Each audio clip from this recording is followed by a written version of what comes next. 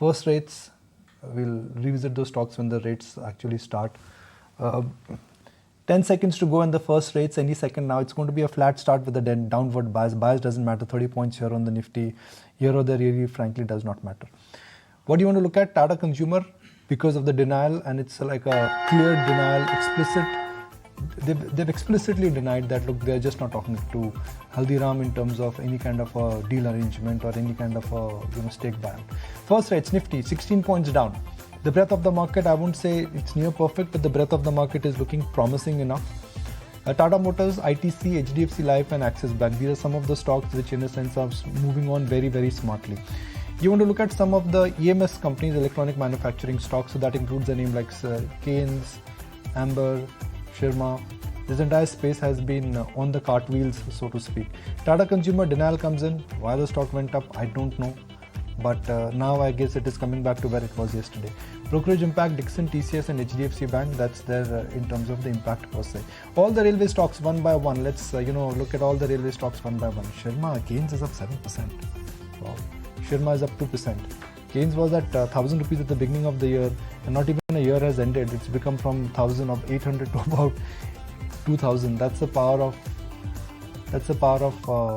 liquidity, which can really surprise you. The issue was not great, but post that, the stock has just gone absolutely out of the park. You also want to revisit some of the pharma names, especially Glenmark Life and Loris, all kind of buzz and deals.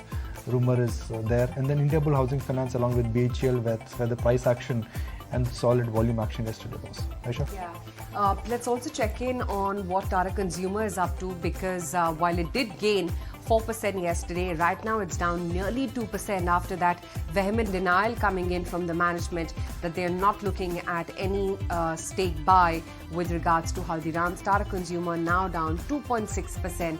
And I think it's going to pretty much undo all of its yesterday's gains.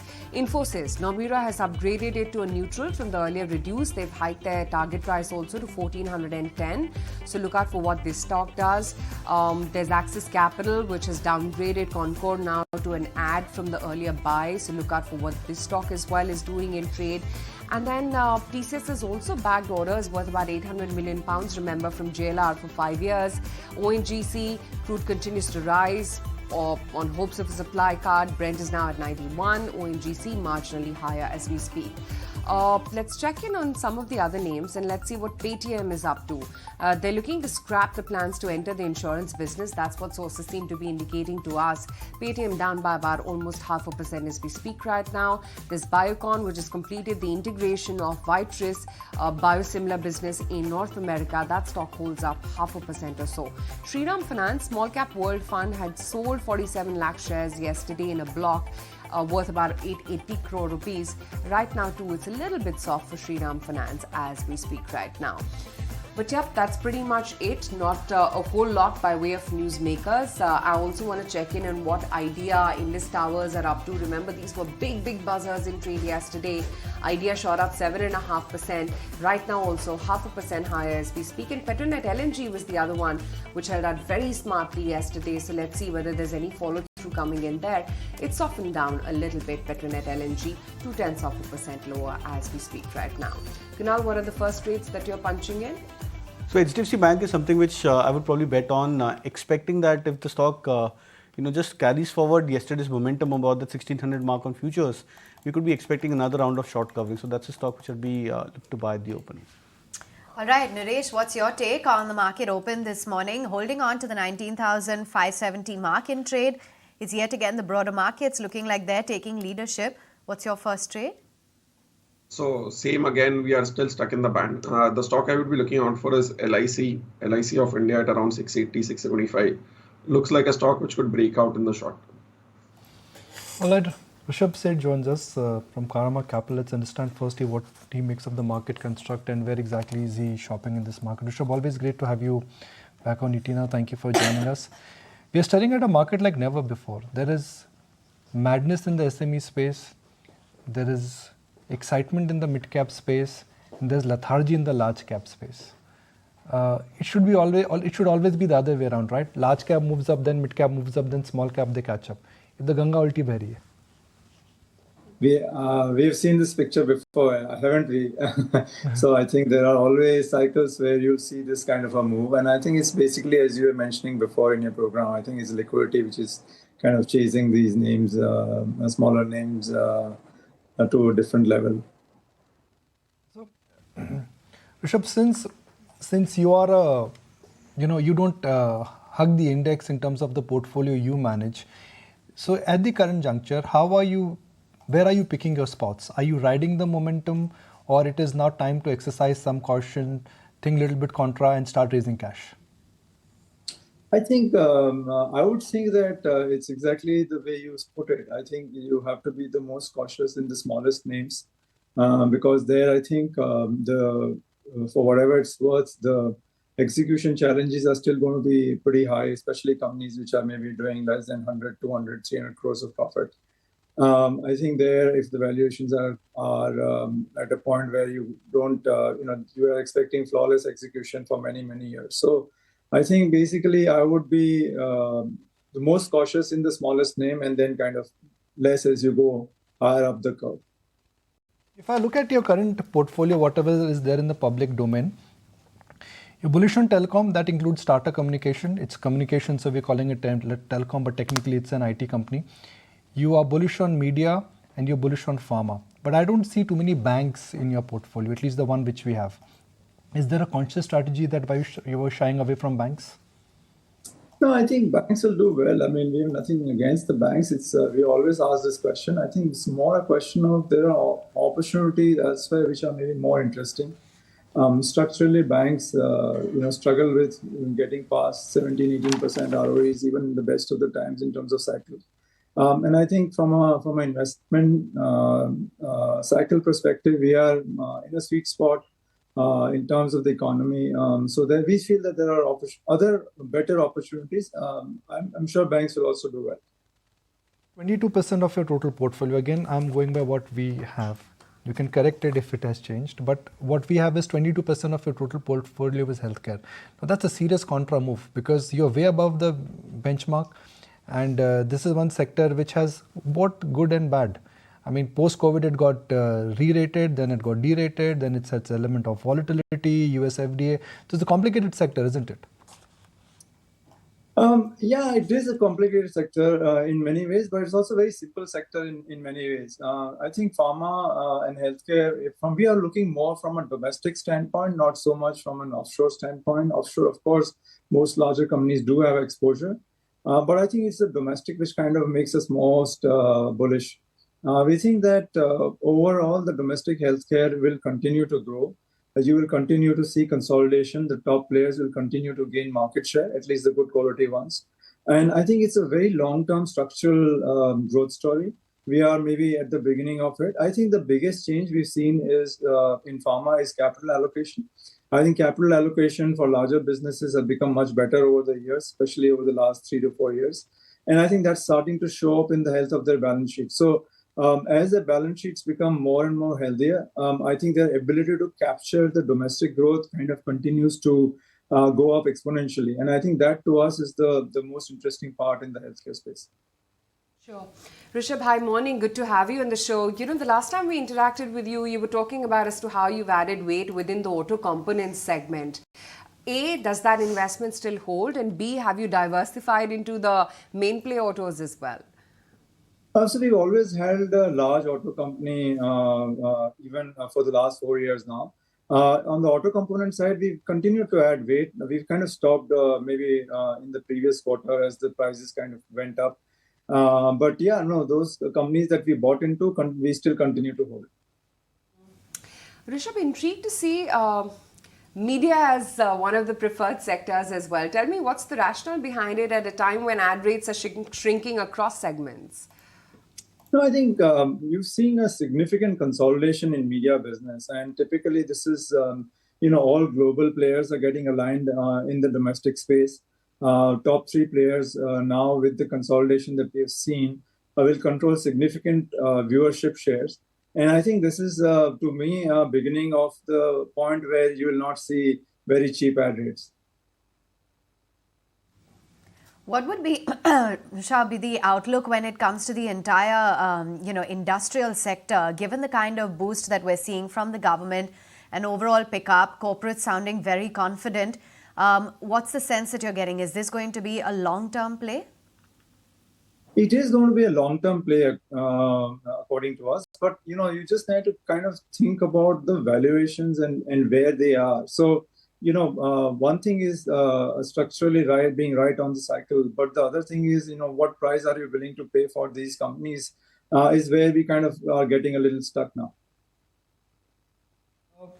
So let's look at a few themes here. One, based on cyclicality. B, based on the entire big picture. When I say big picture, the compounding. For next 1 to 3 years, which is where most of the PMS fund managers, they like to fish. Where do you think there is case for re-rating and de-rating? So I don't know. I mean, that only with hindsight, honestly, Nikunj. But what I would say is that look at what's happening in industries. I think a lot of industries are going through consolidation, where the top 2, 3, 4 players are continuing to gain market share significantly. And then there are industries which are also going through significant fragmentation, with many new large players entering these businesses, because these businesses have been very profitable and high growth for many years. So I think I would say that you need to be careful where you're seeing more players, fragmentation of the market.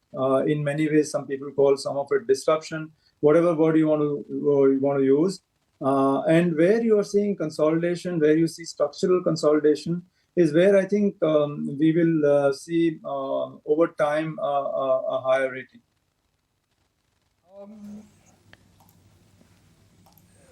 So let's now again build on that point.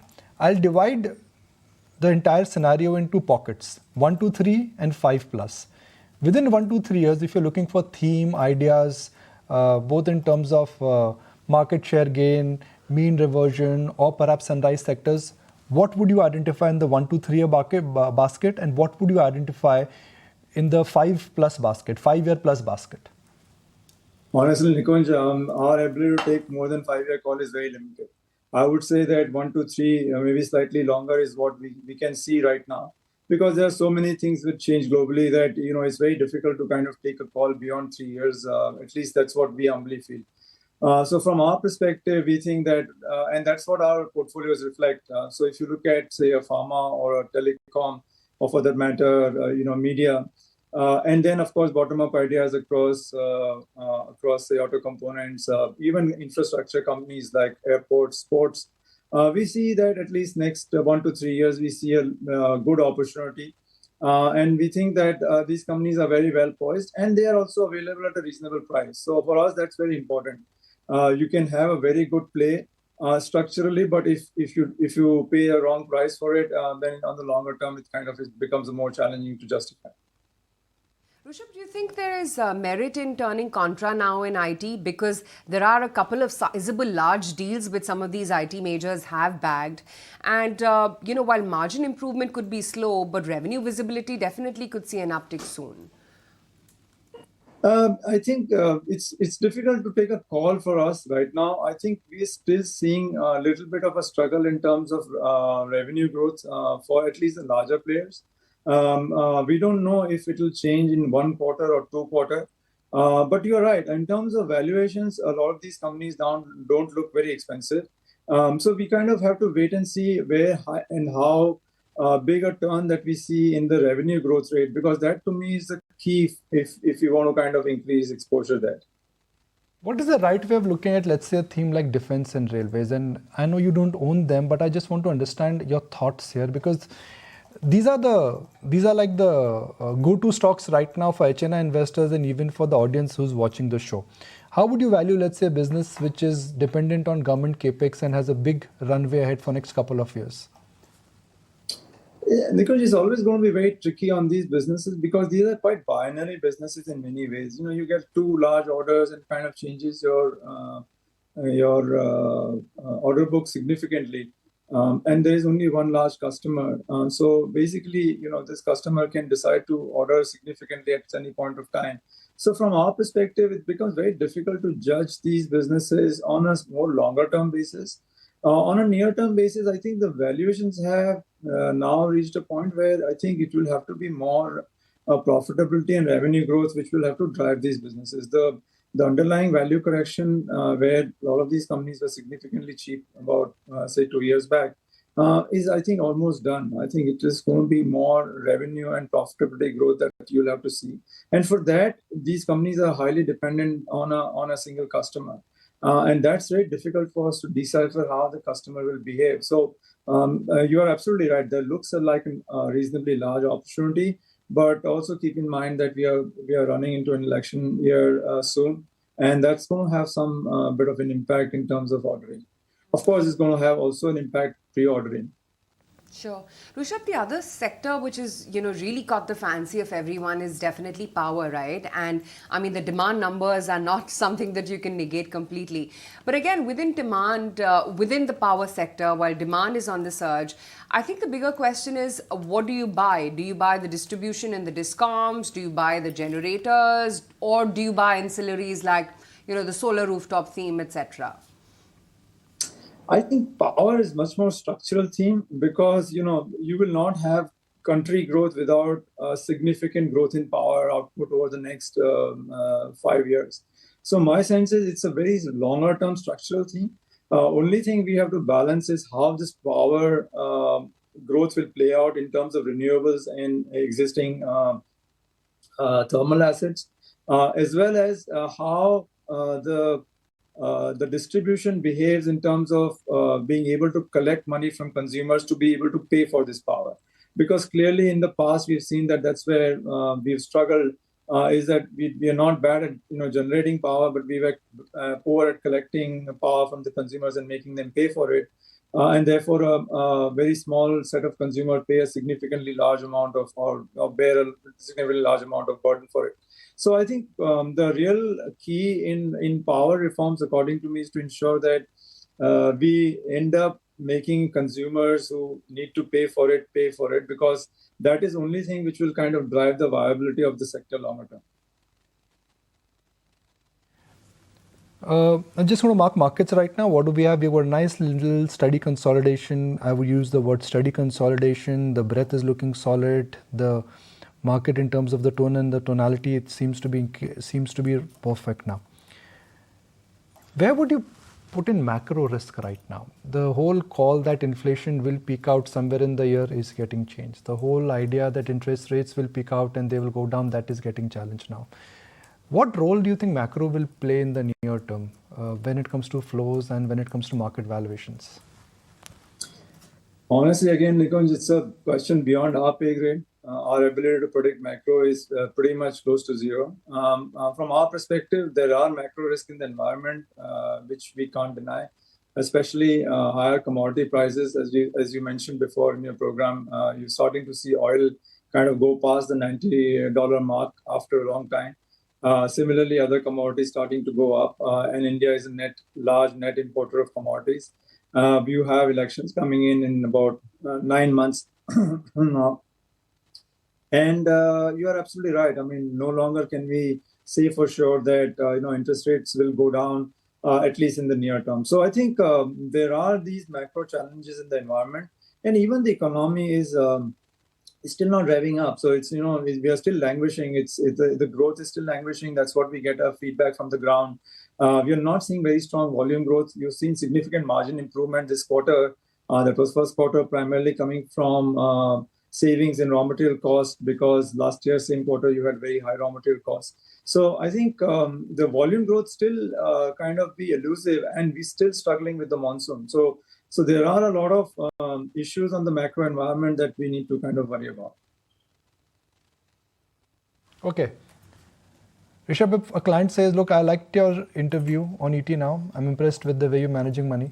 I'm going to write a check to you, which you're free to invest for next 3 years, no question asked. But what is the indicative returns after 3 years based on your understanding of market cycles and valuations? Will it be early double-digit, middle double-digit return, or beyond 20? Indicative, not a promise. No, I think you take a risk-free rate of return and put a equity risk premium to it. I think that's what you should look at as an investor. You are at a risk-free return of 7%. You put whatever equity risk premium that you want to put, maybe 6, 7%, 8%, depending on what your choice of number is. And that's really what you should look at on a slightly medium to long term as an equity investor. My sense is clearly we are not going to see what we've seen in the past 10, 15, 20 years because the risk-free rate of return was itself much higher. So I think that's what I would say to any investor who's looking to invest in equity. Risk-free number because ETF folks would tell us it is 3%. Equity diversified scheme will tell us 4%. What is your risk-free number in terms of an estimated return? Because that is the number which is the moving number, right? The risk-free rate is very clear, is the GSEC rate. It's 7%. So there is no debate on the risk-free rate. It's only a debate on the equity risk premium, what you want to put as the equity risk premium. So my sense is the risk-free rate is very, very clear, at least in Indian context, I'm saying. I'm not saying in global context. In Indian context, I'm saying. And then you kind of decide where what you want to put as a equity risk premium to it. That is your number to kind of look at from an equity return perspective. Rishabh, so nice to have you on ET now. Thank you so very much for joining us and certainly hope to see much more of you going forward. Thank you so much, Nikhil. Thanks for having me. Really appreciate it. All right, what do we have in the markets? The breadth is looking good. Gains is up. Shirma SGX is up, and that is the beauty of this market, right? I mean, it's like a passing the parcel, and the music is on. It was first defense, then it's railways, now it's manufacturing. In middle it was luxury, then it was hospitals, then it was hospitality. That is how a bull markets thrive. They keep on rotating, they keep on rotating, they keep on rotating. And by that logic, I think banks should come back. I think I heard Kunal talking about HDFC Bank. Let's look at HDFC Bank. If markets have to go higher, banks have to come back. Otherwise, this market will be in a range. And banks are not making a comeback yet. But mark my words, if you're in a bull market, this will make a comeback. By the way, Jubilant has also made a comeback. Whereas Tata Consumer. Tata Consumer yesterday, I think it was naive for somebody to assume that even if they've gone ahead with Haldiram, the stock should have gone higher. The denial has come and the stock has gone down. 20 rupees lower for Tata Consumer, 858, expensive stock. But I'm glad that the denial came out. Actually, the speculation, whatever is there in the market, has finally come to rest. I would put that comment out again, what we heard from one of the factions of Haldiram. I think it was the Nagpur faction where they've denied. And even the Delhi faction of Haldiram. I mean, there are two factions. One is the Delhi Haldiram and the Nagpur Haldiram. The brand is the same, but in terms of operating interests are different. And that comment also clearly seems to be indicating that they're not talking to anybody. I think from last 10 years I've reported, and we've seen various media organizations reporting that Haldiram is on the block. Yeah. Because they've been trying to raise money for a while, right? And they planned an IPO as well. Yeah, so they've been trying to, I think first it was that how the split would happen. Yeah. And then the split happened between the brothers. And now I think after that, one of the brothers is looking at exiting or encashing the brand of Haldiram. But it's not easy. See, brands like Haldiram don't come to the market, and for somebody who has to buy it, they really have to have a muscle and an appetite for next 3 to 5 years to digest this kind of an acquisition. And we've seen in the past that even when a great group like Tata's, they tried to acquire a lot, what happened to them between 2005 and 8? They acquired hotels, they acquired car companies, they acquired IT companies, they acquired chemical companies. Steel, thank you. They acquired just about everything which was available. Yeah. And then the downturn came. And when the downturn comes, when your financial leverage and operating leverage is not on your side, you actually stare at a very precarious position. Yeah. So for anybody who's looking at acquiring Haldiram, we are talking about billions coming out in the balance sheet. Very few companies have that strength to really have that balance sheet. $10 billion, right? That's the kind of valuation which is being pegged at. And again, these are only reports because it's an unlisted entity, so we don't really know what the financials on the balance sheet picture is like. But by that logic, my point is that even if $10 billion or $8 billion is the underlying valuation, then the best port of call is that you need to revisit Bikaji and Pratap Snacks and some of the other companies which are in the relatively same business. Look at ITC. Yeah. Look at Patanjali. Way, yesterday it was not just Tata Consumer. Bikaji also shot up a fair bit. Let's see if it's come down or not. But you'll have to extend the same logic that how valuable the Indian snack market is. And I think that is where I guess the change clearly seems to be happening. Okay, State Bank of India. No, we're not going to State Bank of India. We are right now going to Biocon. Biocon, and we've got Mr. Tambesh, CEO and Managing Director of Biocon Biologics, to walk us through that what the change and how things are moving in terms of the second wave integration. Good morning, sir. Thank you for joining us. Now, the company completes the wave to integration ahead of schedule. Tell us what this transition means for Biocon Biologics, and how many people are actually transitioning with the business, and what will be the role of Veritas from these markets to post this transaction? It is indeed a phenomenal moment for us at Biocon Biologics. If you recollect, when we closed the deal in November of last year, we had said that we will have a 2-year TSA period during which Viatris will operate the business on Biocon Biologics' behalf. However, we've been able to accelerate that significantly. In July of this year, earlier we announced that over 70 countries in the emerging markets have transitioned over to Biocon Biologics, and we're leading them. This quarter, we'll see them being reported as a Biocon Biologics number. And then within 60 days of that, we have now transitioned the North America business. So that is really a remarkable achievement. Talks about the commitment of our colleagues at Viatris, at Biocon Biologics, and our advisors. Now, you specifically asked about the number of people coming over. We'll have over 100 of the Viatris colleagues who were representing the Biosimilars business coming over to Biocon Biologics. So as of September 1, they have moved over as employees of Biocon Biologics, and that actually makes sure that we have business continuity. The customer interfaces will remain the same, and we should be in a position to seamlessly transition the business from Viatris over to Biocon Biologics. That is really the high point of this announcement, and it coming ahead of plan, ahead of time, ahead of the end of the quarter as well, is really reflective of the preparations that the team has put together, and bodes well for the future. Right, morning. Now onto the cost involved in the deal. I believe that was for commercial and transition services for an expected 2-year period at a cost of about $44 million per annum. How, now that the integration is happening ahead of schedule, how much of this will you end up saving? So for the time period that services will not be rendered, obviously that cost will not accrue to Biocon Biologics, because if you look at how the deal was structured, Viatris was charging us the cost of the services that they were rendering.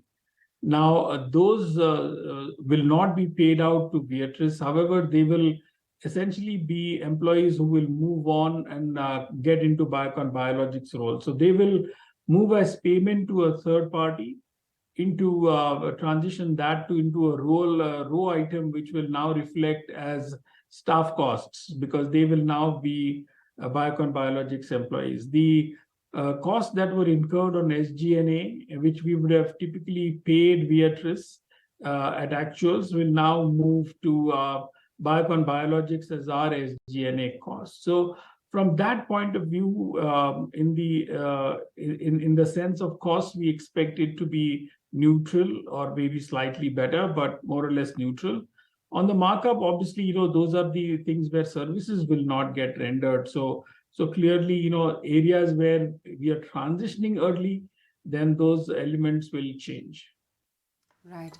Shreyas, could you help us with any specific number, like the estimated savings when you see the completing of this ahead of time? So what I said is that whatever are the costs that you would be paying to a third party will now essentially reflect as our staff costs, and the SG&A that you would have paid Viatris will now reflect as our SG&A. So you would probably see more or less cost being neutral, or maybe some marginal savings, and we will report that as we close the quarter. We will start seeing it. The first full quarter where we'll be able to report this for the North America business would be at the end of our Q3. Tell us about the phase 3 of integration, and also if you could just throw some more light on the entire biosimilar ILA. Yeah, so this is a asset biosimilar aflibercept, which is a biosimilar to the brand Eylea. We've had the status of first to file, given that we acquired this asset from Viatris as a part of this deal. You're absolutely right. We are in litigation at this point with the originator, and the court hearings are over. We are awaiting the decision. Can't comment really on behalf of when the decision is expected, but we should probably hear something towards the end of this year. Now, it is important to note that this is a sizable asset, and we've already received conditional approval subject to the patent outcomes, both from Health Canada as well as the recommendation from the European Union. So we expect there to be no questions on the science or the dossier, and we're looking forward to the litigation. So we feel very good about this. And now that both the waves are complete, any more synergies that you see? And above that, what is the fee saving? Yeah, I think the first thing to acknowledge at this point is that we've been able to significantly accelerate the integration. So I think the focus so far had been to see that we run this over a period of 2 years, and we build capability at Biocon Biologics to be able to integrate this so that we can look for synergies that you just mentioned once you are in that place where you've consolidated that business. What has really happened over the course since November of last year to now is we've significantly accelerated the transition process, which means we are a year ahead of the original plan of transition. That then gives us the opportunity that we consolidate this business and then look for synergies as we move forward. So we will talk about these once we've got into a position where the transition now has completed for 2 waves. We integrate that business. Once we've consolidated this, we'll be able to tell you and give you more color about the synergies on this thing as well. Sure. How's the launch of Folio, the biosimilar, panning out?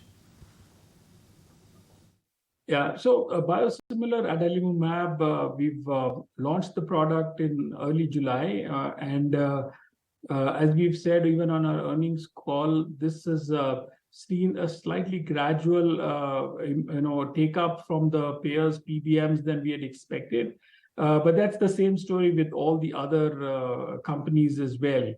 So far, what we've seen in the public domain is 2 large commercial payers have made their formulary announcements, also saying that these are still ongoing and they will continue to look for more companies to put on their formularies. The rest of the market is still pretty much open. We are in discussions with these customers, and we are quite hopeful about getting our products listed on this, and we will talk about it in the coming days as well. Plans for any further debt reduction by converting it into equity? Yes. So 2 things that we've talked about even in the past. One is that we feel quite comfortable about the level of debt that we have currently on our books. And we feel confident because the business performance itself is in the direction that we've expected. We're seeing good uptick in the market shares of our products, and we see business performance itself being able to generate the operating profits to help us pay down debt. We're also seeing continued interest from equity investors in the Biocon Biologics growth story, and we've said that we will be looking at getting those equity investors on board as we pay down the debt, and we will be talking about this as things get to a point where we can disclose this publicly. So from the current levels that you see the debt, you will see that coming down before the end of this year, and we'll keep you posted as we raise more funds and bring additional equity into the company. Okay, thank you so much for taking time out and sharing with us the outlook. That's the word coming in from Biocon Biologics, looking at accelerating their overall deal wins, and debt is going to lower. Tell you what, we'll slip into a very short break. Don't go anywhere. We talk about the outlook on the global tiles demand with Kajaria Ceramics when we return.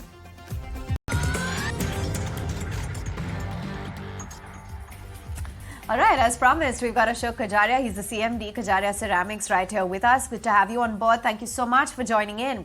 So what is the on-ground demand situation looking like? Because we are hearing about a lot of launches from real estate players.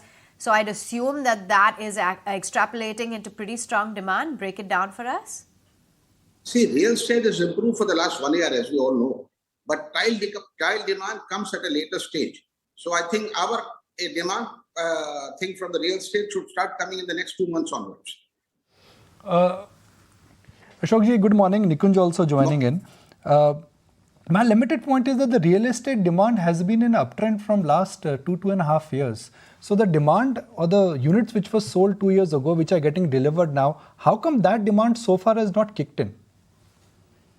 Now, to answer to that, you know what happened? As you rightly said, real estate demand has improved for the last 2 years. I agree.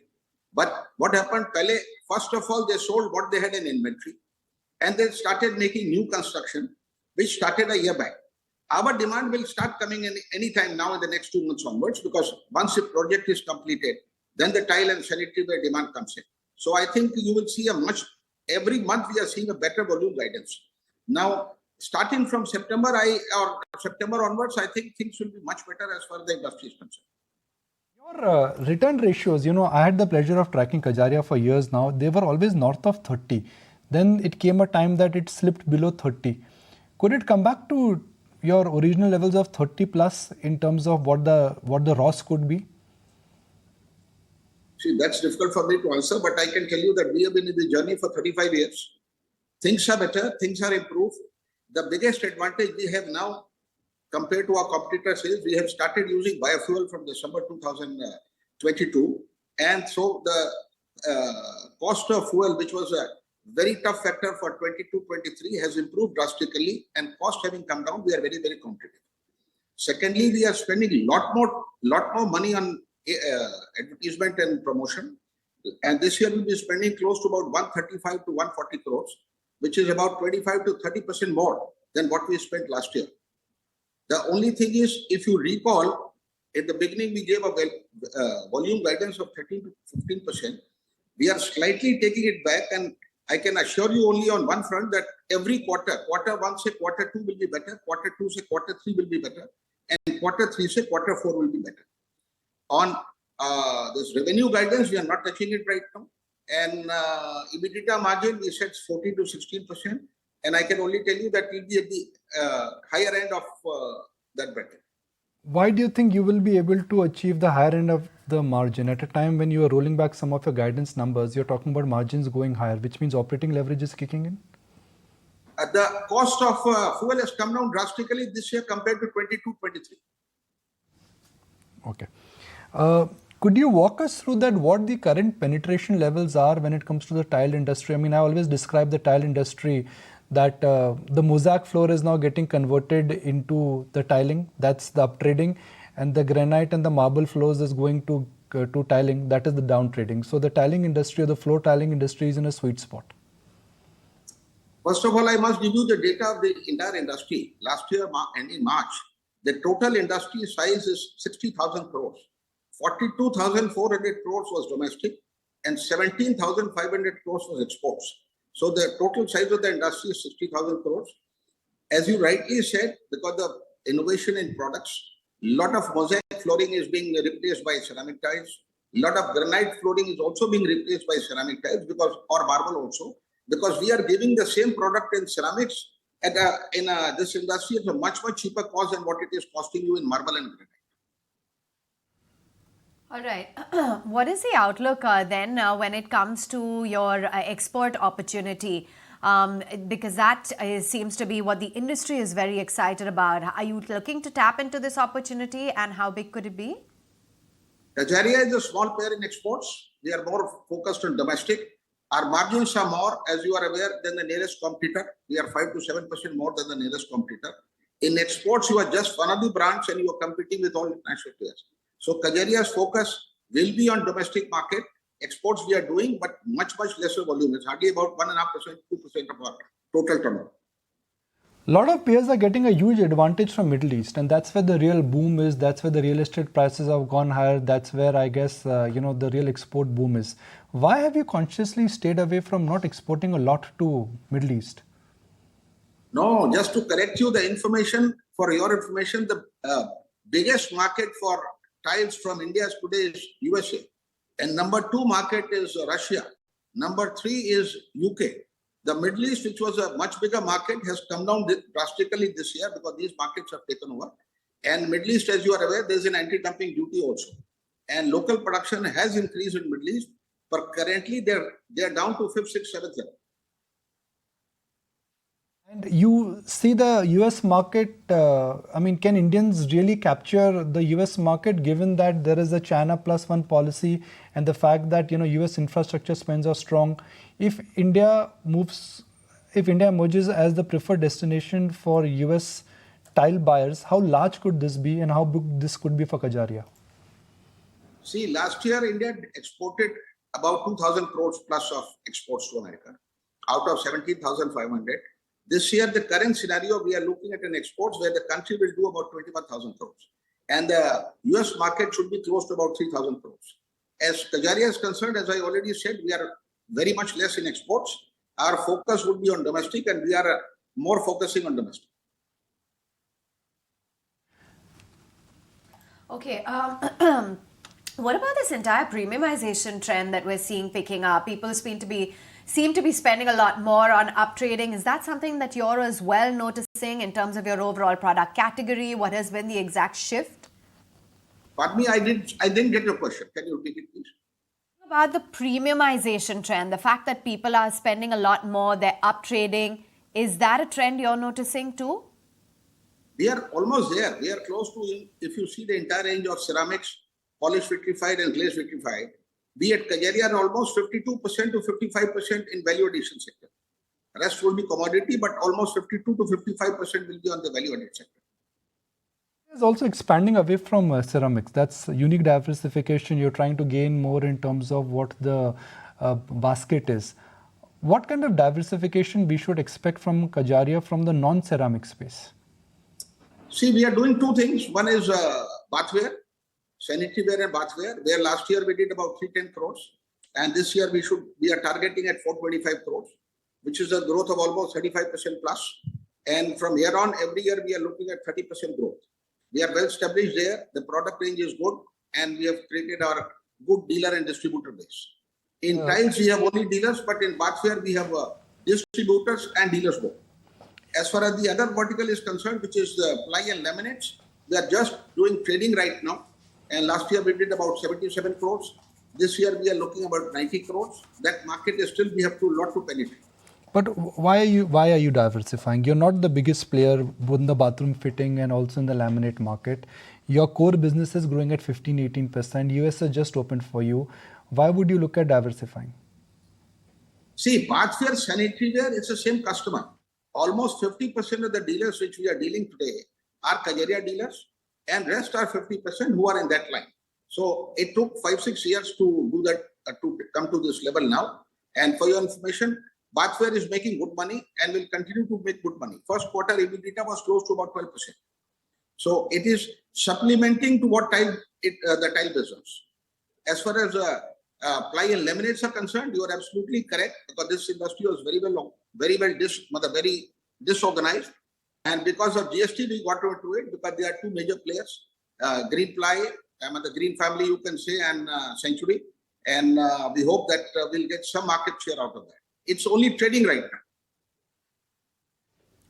Good to have you on board. Thanks so much for taking time out and joining in. Let's slip into a very short break right here on the show. We put the spotlight on the entire power sector, talking about demand, the solid run-up that you've seen in the likes of a PFC and REC. That's coming up.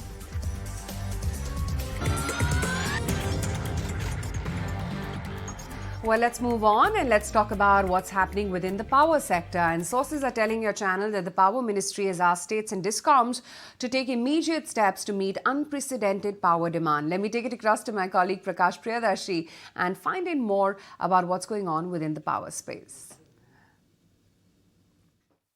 The Power Ministry has asked all states and DISCOMs to take necessary steps in order to meet unprecedented power demand in the country. As per the Power Ministry's data, power demand has touched all-time high of 241 gigawatt during first week of September. In fact, it has grown by 23% during month of August, which is one of the highest in the world. But the big concern for the government at this point of time is that some states are not able to supply sufficient power to the consumer. In fact, we are witnessing power shortage in several areas, especially during night. Power shortage has reached to 10,000 megawatt during night, which is a big concern for the government at this point of time. Power Ministry is also saying that below normal monsoon has led to high power demand, and depletion in reservoir levels is something which is a big worry for the government, as it is not able to generate sufficient hydropower in order to make a balance. Power Ministry is also expecting to have higher power demand going forward. Taking all into consideration, Power Ministry has instructed all states to make necessary arrangements. In fact, it has already taken several emergency measures. All power generation companies have been instructed to import at least 6% coal for blending purpose. All gas-based power plants will have to be operated with immediate effect. In addition to that, power will be sold through power exchanges in a case where states does not purchase power despite having power purchase agreement. Apart from that, states have been told to shift agriculture load on solar power. Meanwhile, Power Ministry has approached Ministry of Coal and Railways to speed up additional coal supply to the thermal power plants. But it is interesting to note that Power Ministry has maintained that there is sufficient coal stock available in the country to meet any power demand. But the Power Ministry data is telling something different. But the fact is that we have huge power demand in the country and power shortage as well during non-solar hour. All right, let's take forward that discussion with Vinayak Chatterjee. He's the founder and managing trustee at the Infravision Foundation. Thanks much for taking time out. Mr. Chatterjee, this spike in power demand that we're seeing, what's your assessment? Is it transient in nature or do you believe it's structural? I personally think it is structural, largely because the focus on renewables has certainly led to a certain attention moving away from baseload capacities, whether it is hydro, coal, or gas. While renewable power is coming in, I think the pace of renewable power capacity addition is now showing certain signs of slowing down. And in a situation where power demand has just been shared with your viewers, is now climbing rather aggressively. So we have a structural issue shaping up that once again as a country, we are talking about power shortage, especially at night time. Now, the gentleman before me has, of course, outlined the various steps that are being taken. And let me add a few more. I think the silver lining is that there is still sufficient headroom in the PLF of coal thermal plants to actually ramp up. We have seen PLF fall to levels of even as low as sub 60. And push comes to shove, they can go as high as 80 to 85. So we have headroom in the coal thermal sector to actually pick up slack. The second issue is that the government is also realizing that for renewable, the emphasis is now shifting from generation, which is happening, to storage. Now, we need mechanisms to store renewable power generated during the sunlight hours or when the wind is blowing to be used at the time when peak loads happen, which is in the evening and night time. So there is a lot of focus. And I think 3 days back, a notification was issued by the Power Ministry announcing guidelines for the power storage business from renewables. And as you know, power storage will happen across 3 vectors: battery storage, pump hydro storage, and ultimately green hydrogen, which will be able to store renewable power. Green hydrogen is still some way off, but the other 2 projects are on. Thirdly, I think there is a need to shift power consumption from peak hours to off-peak hours. Now, another notification that has been announced is what is called time of day pricing.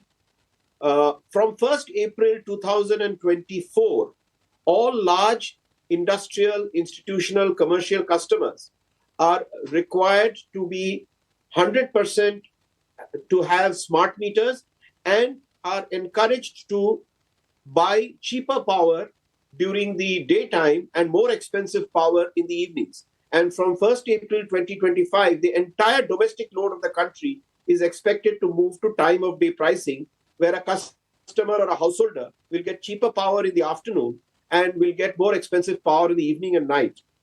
At the same time, the pace of implementation of renewable and wind needs to be accelerated. It has slowed down somewhat, as media reports have recently highlighted, for a variety of reasons. But that's really my, my total take on the question you asked me. But over to you. Also, Mr. Chatterjee, do you believe that last 1 to 2 years have also sort of brought back to the fore the importance of thermal plants and how we can't do away with them? I agree with you.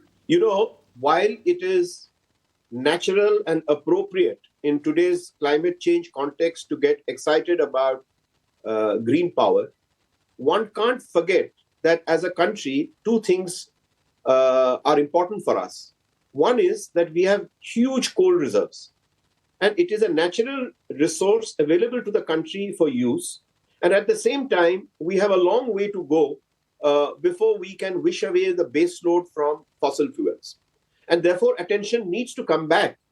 Now, why say this with the full consciousness that the industry also needs to take steps for emissions control, whether in terms of flue gas, FGD, and others. Now, it is common knowledge that in spite of many instructions, including strictures by the regulator, by the CEA, matter is in Supreme Court, but a large portion of Indian coal thermal operators have honestly not implemented what is called the flue gas or emissions control, pollution control equipment.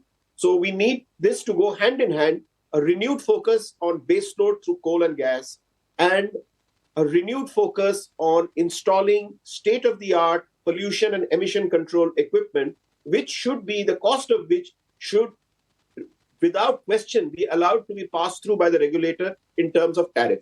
But let me stop here. Fair point. Now, my point is that at what point in time the industry will start feeling the heat of viability? There is a shortage and prices are going higher. But there is an economics involved when it comes to the power pricing. At how far are we away from what happened in 2010 and 11, where everybody expanded in power and then the cycle reversed? Look, we are now faced with a demand shortage. We are now faced with a demand surge with a supply shortage. So the apprehension in industry, which is the largest consumer of power, is that in the short to medium term, and I say this, which is from now to the next 3-4 years, you are actually going to see an increase in power rates, particularly in merchant power rates, in the power that is traded, as well as fresh PPAs. You're going to see an increase in power rates, and that is something that Indian industry needs to be prepared for before all the measures we talked about a little while ago kick in and hopefully start evening out or balancing power demand.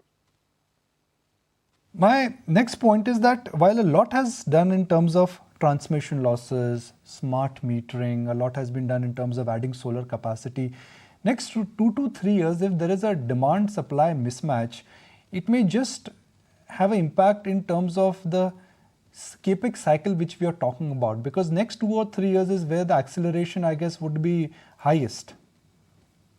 I agree with you. So I think, as has been discussed earlier in this session, a lot of steps need to be taken to see that there is a supply surge also. So the speaker before me outlined various steps. from adequacy of coal stocks, and I added a few points to increasing, the storage capacity of renewables, to etc. So we actually, on a war footing, need to put in not one measure, but a series of measures, from hydrocarbon base load generation with appropriate control to removing the obstacles to wind and solar, to really pushing the agenda on storage, to move fast. While you said smart meters is happening, actually a large swath of the country now needs to be covered with smart meters. It's not as universal a coverage that you and I think. So that push has to come. And all these bundle of initiatives need to be synchronized and acted upon together for us to manage what I would call the short to medium term, which is looking, as you rightly pointed out, to a situation of demand often or scarily exceeding supply availability. And, Mr. Chatterjee, I always, seek your thoughts in terms of what should our viewers do who are looking at really connecting the big trends in terms of infrastructure, power, ports to some money-making ideas. 2 years ago, you told us that look at companies which are in road construction, then irrigation. What would be your advice to our viewer who knows that there is a shortage in the power sector coming? Dynamics will change. But if somebody is looking at, let's say, benefiting from investing in power stocks or power supply chain, which to your mind should be the port of call? Look, any services or supplies that go into the transmission and distribution, I think transmission is seeing an upsurge with some very, very big capex, including, one of the biggest capexes in the country, about 30,000 crores is a transmission line from Ladakh to Sonepat in Haryana. Similarly, to connect renewables capacities which are coming up in very remote areas, in the deserts, in central India, a huge amount of transmission work is happening. And with the focus on distribution companies to increase their efficiency, from transformers to wires to installation of smart meters, there is a huge demand for smart meters. So I would advise people who are looking at, companies to actually, in the power sector, focus on companies who are developing renewable power and all the services and products that go into transmission and distribution. That would be my view right now.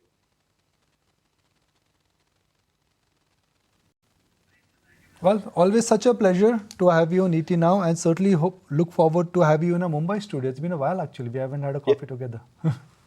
Yes, happy to come. Let me know when you're free. I look forward to that. Let's take a break. I just want to take a break by marking power stocks here. And power stocks, I would say that they are on 440 voltage. There is no danger sign in some of the power stocks. But you would ask yourself, is there what's happening in some of the defense stocks again? It was railways last week. Could it be defense again? Kochi Shipyard, I was just telling, is up 18%. Let's look at Mazgaon. Let's look at Garden Reach. HAL is up 1%. That's Hindustan Aeronautics. But Mazgaon Dock, 6%. Kochi Shipyard, where is it? Cochin Shipyard, 17%. So this entire shipyard space, first it started with aeroplanes, then it came to railways, and now it's coming to shipyards. All mode of transports are covered, right? Started with airline. Covering it all, and they're all up and away, to say very literally, in today's trading session. Okay, quick break. Be right back.